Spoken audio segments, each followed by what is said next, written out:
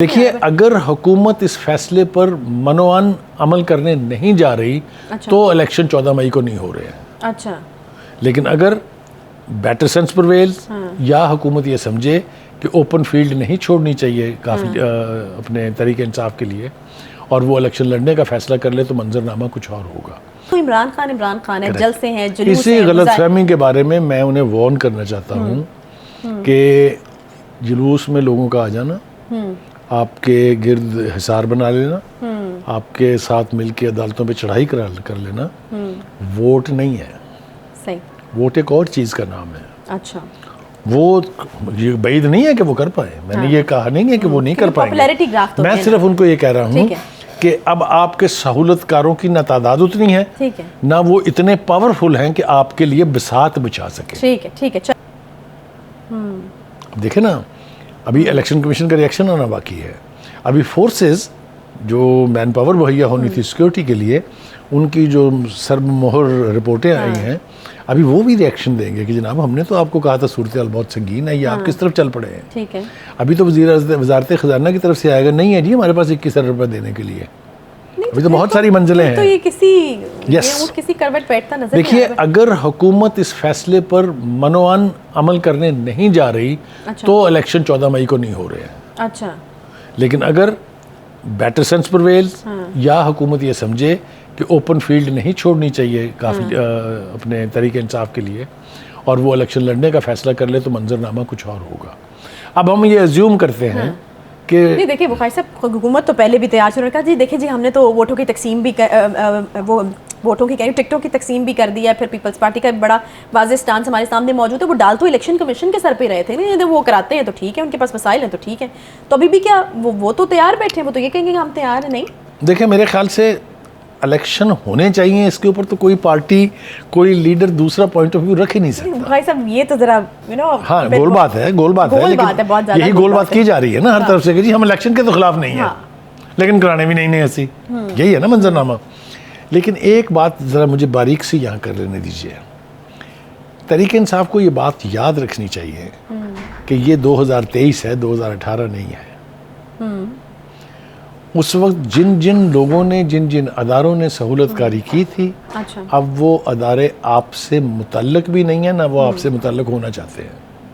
اب سمجھیے نا میرا اشارہ کس طرف ہے. نہیں ٹھیک ہے، یعنی یہ آپ اس صورت میں یہ ان کو متنبع کر رہے ہیں اگر کہ الیکشن ہو بھی جاتے ہیں. میں متنبع نہیں کر رہا، میں ان کو باور کرا رہا ہوں. اچھا، باور کرا رہے ہیں. ٹھیک کہ یہ صورتحال وہ نہ سمجھیں کیونکہ آپ نے اپنے دور حکومت میں بھی 4 سال اور جب سے آپ اقتدار سے باہر نکلے ہیں تب سے بھی اب تک آپ نے ووٹ بینک کے لیے، ووٹ کے پروسیس کے لیے، پولنگ ڈے کے لیے کچھ نہیں کیا. ابھی تو آپ نے صرف مظاہرے کیے ہیں، ابھی تو آپ نے صرف مخالفین کی ایسی تیزی کی ہے، آپ نے ان کے خلاف کیسز بنائے تھے، آپ نے ان کے خلاف پریس کانفرنسز کی ہیں، آپ نے لانگ مارچ کیا، آپ نے سب کچھ کیا ہے. الیکٹرل ڈے ہے، ہم نے پہلے بھی ایک دفعہ بات کی تھی اس کے اوپر، آپ کو یاد ہوگا. یہ ضمنی الیکشن ہارنے کی بنیادی وجہ یہ ہے نون لیگ کی کہ انہوں نے کوئی کیمپیننگ ہی نہیں کی تھی. جو 20 حلقے تھے جہاں الیکشن ہوا تھا وہاں شاید ایک شیخو پورہ میں جاوید لطیف صاحب نے جلسہ کرایا تھا، باقی تو اللہ کا نام تھا. تو بخاری صاحب وہ تو اب اپنے آپ کو ان چیزوں سے بالکل اس سرکل سے باہر سمجھتے ہیں. وہ کہتے ہیں ان کو کیا ضرورت ہے، ہر طرف طریقے سے فیصلہ آیا ہے کہ 9 رکنی بینچ سے بات شروع ہونے والی جو ہے وہ الٹیمیٹلی 3 رکنی بینچ کے اوپر ختم ہوئی ہے. اور یہ ایک کھلا اشارہ ہے کہ سپریم کورٹ کے اندر تقسیم کا عمل جو ہے نہ صرف شدید ہے بلکہ بالکل واضح ہے. ایک بات. دوسری بات یہ ہے کہ اس کے اوپر جس طرح کہ ہم نے رد عمل اب تک دیکھے ہیں، سوشل میڈیا کا حوالہ دے لیں تب بھی جو ٹاک شوز میں بات ہو رہی ہے وہ بھی جو لوگ سیاسی بیان دے رہے ہیں وہ بھی کوئی کہہ رہا ہے کہ یہ عمران دار عدلیہ جو ہے اس کا فیصلہ ہے، تو کوئی کہہ رہا ہے کہ جناب یہ جو ہے یہ تو انصافی ججوں نے فیصلہ کیا ہے. تو یہ اس طرح کے کامنٹس کبھی نہیں آیا کرتے تھے سپریم کورٹ کے فیصلوں کے حوالے سے. یہ کس طرف اشارہ ہے؟ میرے خیال سے اس کے اوپر زیادہ لفظ ضائع نہ کیے جائیں تو بہت بہتر ہوگا. لیکن ایک بات یاد رکھیے کہ سپریم کورٹ کی اب تقسیم جو ہے وہ اس لیے واضح ہو گئی ہے کہ بندیال صاحب کے ساتھ 6 ججز ہیں، جس کا مظاہرہ آج اس وقت ہوا جب انہوں نے ایک بینچ بنا کے قاضی فائز عیسیٰ کی طرف سے جاری ہونے والے حکم کو اڑا کے رکھ دیا، یعنی ردی کی ٹوکری میں پھینک دیا انہوں نے. تو باقی کے جو ججز ہیں قاضی فائز عیسیٰ اینڈ ادرز وہ ان کی تعداد 8 ہے. اچھا. اتنی واضح تقسیم بھی کبھی سپریم کورٹ کی میں نے اپنے پورے کیریئر میں نہیں دیکھی ہے. اس سے ججز کیا اسٹرینتھ ڈرائیو کرتے ہیں وہ میری سمجھ سے تو بالا تر ہے. یہ اسٹرینتھ نہیں ہے, یہ کمزوری کی نشانی ہے, اور کمزور ججز جو ہیں وہ کمزور فیصلے کرتے ہیں. اب یہ تو تاریخ دان طے کرے گا کہ یہ فیصلہ تاریخ کے اعتبار سے کیسا تھا. یہ بات میں آپ کو وثوق سے کہہ سکتا ہوں کہ ان فیصلوں کی یا ان جیسے فیصلوں کی نہ قانون کی کتابوں میں کبھی پذیرائی ہوئی ہے, اور نہ ہی قانون میں مہارت رکھنے والے لوگوں نے کبھی اس کو اپریشیٹ کیا ہے. وہ چاہے بھٹو صاحب کی ہینگنگ کا فیصلہ ہو یا نواز شریف صاحب کے نااہل کرنے کا فیصلہ ہو, یہ جن حالات میں ہوئے, جس طرح سے ہوئے, یہ تاریخ آج بھی ان فیصلوں کا ماتم کر رہی ہے. اور اس فیصلے کے بارے میں کیا ہوگا وہ میں ابھی پریڈکٹ کرنا نہیں چاہتا ہوں, لیکن اسے کسی صورت بھی ایک آسن فیصلہ قرار نہیں دیا جا رہا. صحیح. اچھا بخاری صاحب, بینچ کا ٹوٹنا, ججز کی تعداد کا کم ہونا, تمام چیزیں اپنی جگہ, لیکن بہرحال ایک فیصلہ بھی ہمارے سامنے موجود ہے. ایک تو مجھے بتائیے گا کہ اگر اس طرح کی ڈویژن ہے اور ساری جو چیزیں ارد گرد اس کے چل رہی ہیں, اختلاف رائے ہے, بینچ ٹوٹتا ہے, اس کے بعد بھی ایک فیصلہ آ جاتا ہے, اس فیصلے کی پھر جو حیثیت ہے, کیا قانونی حیثیت تو نہیں بدلتی, وہ تو وہی رہتے ہیں. دیکھیے گزارش یہ ہے کہ فی الحال تو ایز آف ٹوڈے اس کی قانونی حیثیت ہے, کیونکہ یہ سپریم کورٹ کے ججز نے دیا ہے. لیکن نہیں مطلب وہ حیثیت تو وہی رہے گی نا, اس سے کوئی فرق نہیں پڑتا کہ میں وہی عرض کرنے جا رہا ہوں نا, وہ حیثیت اس طرح سے نہیں رہی نا, اس لیے کہ سب سے پہلے تو اس کو کابینہ نے مسترد کر دیا ہے. ابھی متعلقہ پارٹیوں کا ریئیکشن جو ہے وہ بعد میں لیتے ہیں. پہلی بات تو یہ کہ حکومت وقت جس نے عمل کرنا ہے اس فیصلے پر, اس نے اس کو مسترد کر دیا ہے. آپشن جیسا آپ نے کہا بالکل موجود ہے کہ وہ ریویو پٹیشن میں جا سکتے ہیں, لیکن ریویو بھی تو اسی پینل نے کرنا ہے نا, تو اس سے کیا فیصلہ آئے گا, یہ exercise will be in futility, اس کو کرنے کی کوئی ضرورت نہیں ہے. دوسری بات یہ ہے کہ یہ بھی کہا جا رہا ہے کہ جی یہ فیصلہ کیا گیا ہے کسی ایک شخص کو یا کسی ایک پارٹی کو بینیفٹ کرانے کے لیے, ان کی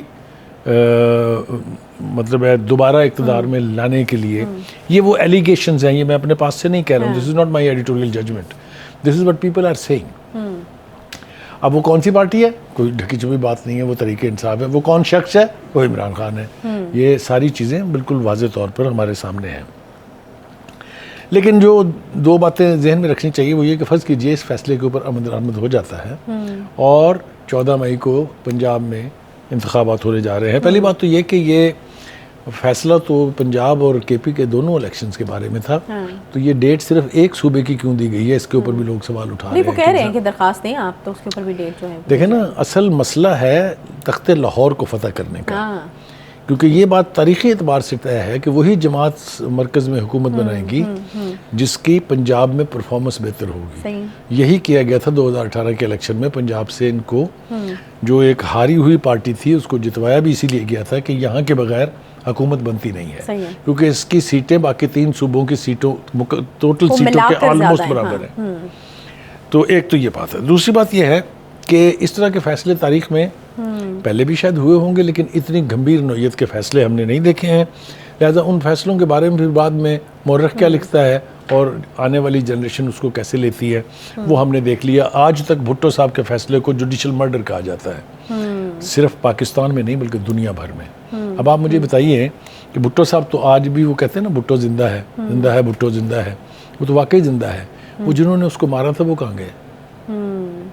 کتنوں کی برسیاں منائی جا رہی ہیں, کتنوں کی قبروں پہ جا کے لوگ فاتحہ پڑھتے ہیں. یہ تاریخ بڑی ظالم چیز کا نام ہے. ٹھیک ہے, اچھا یہ کچھ فیصلے خود بھی کرتی ہے. ٹھیک ہے, یہ فیصلے خود کرتی ہے. میں ذرا پنجاب والی بات تھوڑی سی اور واضح کرنی ہے. اب اس وقت جو ہے کچھ لوگ یہ کہہ رہے ہیں کہ جی یہ پاکستان نہیں ہے, یہ خانستان ہے. اچھا. اور کچھ کہہ رہے ہیں یہ کانسٹیٹیوشن نہیں ہے, یہ خانسٹیٹیوشن ہے, کیونکہ فیصلے ان کی مرضی کے مطابق ہو رہے ہیں. چاہے عدلیہ کا اس میں کوئی کنٹریبیوشن ہے یا نہیں ہے, یہ میں آپ کو پرسیپشنز کی بات بتا رہا ہوں کہ یہ پرسیپشن بن رہے ہیں. اب آ جائیے جناب کہ اس کے اوپر مختلف حلقوں کی طرف سے ریاکشنز. بخاری صاحب نہیں, پہلے تو مجھے یہ بتائیں کہ اب فائنل ہے 14 مئی کو اب الیکشن ہونے جا رہے ہیں, چاہے اس کے پھر کچھ بھی اس کے بارے میں تو ہم بات کرتے رہے. وزیر قانون نے آج بھی کہا ہے کہ فیصلے سے متعلق سیاسی اور آئینی بحران جو ہے, یہ الیکشن سے متعلق فیصلہ تو ہو گیا, یہ مزید سنگین ہو جائے گا چاہے اس کے جو ہے نتائج کچھ بھی آئیں. میرے خیال سے اگر آپ کیبنٹ کی طرف سے جو ریجیکشن آئی ہے اس کو اگر آپ وہ دیکھیں تو وہ کہتے ہیں کہ یہ ایک فیصلہ غیر آئینی ہے اور ناقابل عمل ہے. اس لیے اس کو مسترد کیا جاتا ہے. اس کا مطلب یہ ہے کہ اس فیصلے میں جو کچھ کرنے کو کہا جا رہا ہے وہ توسیع نہیں کرنا. چلیں میری بات سمجھ رہے ہیں نا؟ بالکل بالکل سمجھ آ گئی. چھوٹا سا بریک لے لیں. آپ یہیں سے دوبارہ کنٹینیو کریں گے. چھوٹا سا بریک لیں گے, بریک کے بعد واپس آتے ہیں. ساتھ رہیے.